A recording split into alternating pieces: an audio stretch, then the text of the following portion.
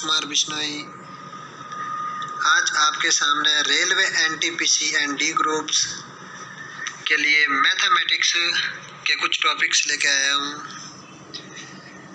जिसमें हम basic and advance math दोनों पढ़ेंगे एग्ज़ाम की दृष्टि ध्यान में रखते हुए एग्ज़ाम पेपरों को। तो हम सबसे पहला टॉपिक पढ़ते हैं आज संख्या पद्धति या नंबर सिस्टम। सबसे पहले होती है प्राकृत संख्याएं। प्राकृत संख्याएं वे होती है जिसके अंदर जीरो ना हो, 1 2 3 4 5 6 7 8 9 तक। ठीक है दोस्तों, प्राकृत संख्या एक तरह से ऐसे मान लो आप याद रखने के लिए कि ये हमें प्राकृतिक की देन है, क्योंकि हमें पता नहीं है इनकी खोज किसने की। ठीक है दोस्तों, अगला है पूर्ण संख्या। पूर्ण संख्या वह है जिसके अंदर जीरो ऐड हो जाता है। प्राकृत संख्याओं में जीरो ऐड हो जाता है तो पूर्ण संख्या बन जाती है, क्योंकि पूर्ण संख्या वही होती है जिसमें जीरो से ऐड होने से अपने 10 बन जाता है, 100 बन जाता है, 20 बन जाता है, 30 बन जाता है, तो ये एक पूर्ण संख्या बन जाती है, इसलिए इसे पूर्ण संख्या कहते हैं। और फिर है पूर्णांक संख्या। पूर्णांक संख्याएं वह होती है जिसके अंदर नेगेटिव भी होती है, पॉजिटिव भी होती है, जीरो भी होता है, उसे पूर्णांक संख्या कहते हैं। फिर आता है जातीय मान। जातीय मान क्या होता है? किसी दी गई संख्या में किसी अंक का जातीय मान उसका अपना मान है, चाहे वह किसी भी स्थान पर हो क्यों ना हो।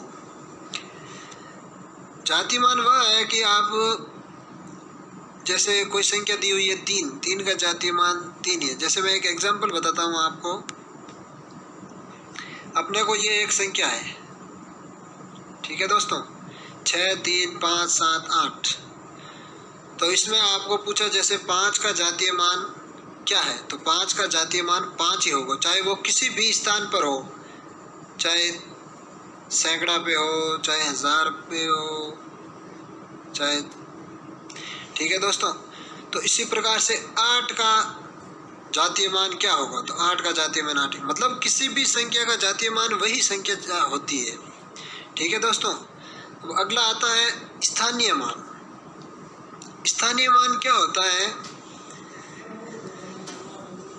कि संख्या कौन से स्थान पर है उससे डिपेंड करता है उस संख्या का स्थानीय मान क्या होगा। जैसे इकाई स्थान पर होने वाली संख्या का स्थानीय मान वही होगा। जैसे इकाई पे अपने हैं 9, तो 9 का स्थानीय मान 9 ही होगा। सैकड़ा पे है अपने 8, तो 8 का स्थानीय मान 800 हो जाएगा, क्योंकि ये सैकड़ा पे है तो 100 से गुणा हो जाएगा। इसी प्रकार से 6 का स्थानीय मान, तो 6 के पीछे कितने स्थान है, 1 2 3 4, तो 4 से हो गया गुणा। ठीक है, तो ये आ गया 60,000, 6 का स्थानीय मान। ठीक है दोस्तों, इसी प्रकार से एग्जाम में क्वेश्चन कैसे पूछे जाते हैं। जैसे कोई भी संख्या दी हुई है, जैसे ये संख्या दी हुई है 867943 में 7 के स्थानीय मान तथा जातीय मान में क्या अंतर है। मतलब एक संख्या दी हुई है, उसमें आपको एक नंबर पूछा गया है 7, उसका स्थानीय मान और जातीय मान के अंतर बताना है आपको।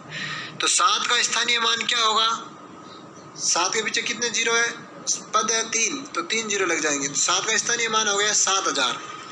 और किसी संख्या का जातीय मान क्या होता है, वही, तो 7 का जातीय मान क्या होगा 7, तो 7000 में से 7 निकालेंगे तो अंतर हो जाएगा 6993।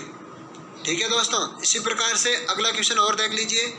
ये एक अपने को संख्या दी हुई है, इसमें क्वेश्चन में पूछा है 9 तथा 3 के स्थानीय मानों का अंतर बताइए। इस बार जातीय मानों का अंतर नहीं पूछा, इसमें पूछा 9 तथा 3 के स्थानीय मानों का अंतर।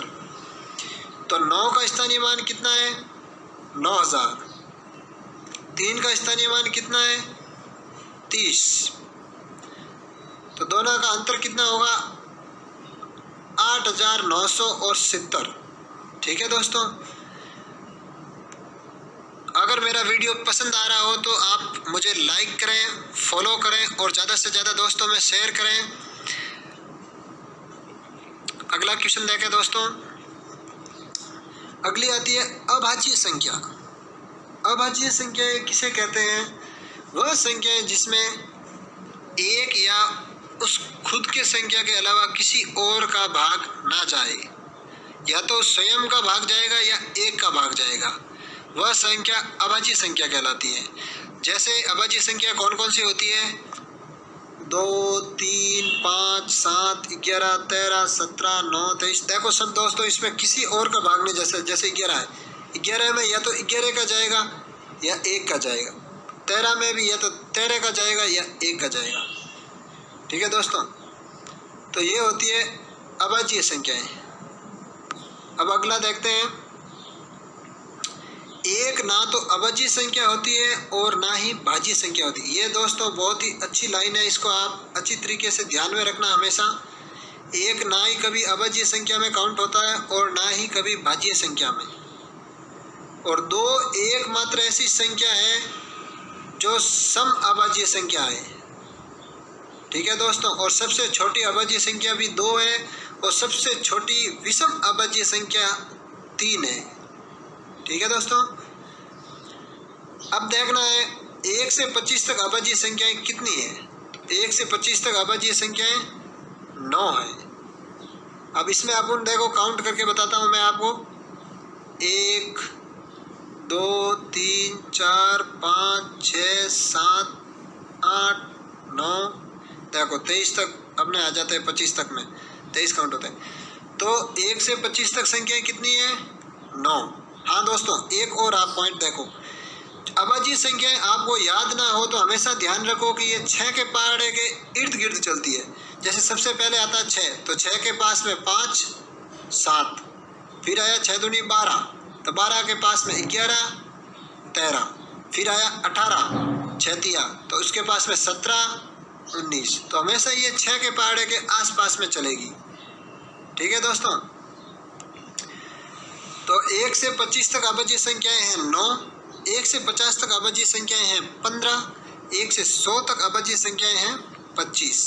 ठीक है दोस्तों, अब आगे देखिए, जैसे क्वेश्चन एग्जाम में किस टाइप से पूछा जाता है, 1 से 25 तक कितनी अभाज्य संख्याएं हैं? तो 1 से 25 तक अभाज्य संख्या कितनी है? टोटल 21। 1 से 50 तक है 15, और 6 और आगे की वाली संख्या है वह 53, 59, 61, 67, 71, 73। ये 6 संख्याएं हैं जो और हैं। तो 15 और 6 कितने हो गए? 21। ठीक है दोस्तों, अगर मेरा वीडियो आपको अच्छा लगा तो लाइक करें, फॉलो करें और ज़्यादा से ज़्यादा दोस्तों में शेयर करें। और मैं अगला टॉपिक, इसी टॉपिक का अगला पार्ट लेके आने वाला हूँ, जिसमें और भी ज़्यादा एग्जाम की दृष्टि से क्वेश्चन आएंगे, हाई लेवल के क्वेश्चंस। ये तो बहुत ही बेसिक था अपना। सबसे पहले बेसिक करना भी ज़रूरी होता है। बेसिक अगर आपका मजबूत है तो आप कोई भी क्वेश्चन, कोई भी पार्ट हो, आसानी से करेंगे। इसलिए ज़्यादा से ज़्यादा मैथ में बेसिक मजबूत करें। ठीक है दोस्तों।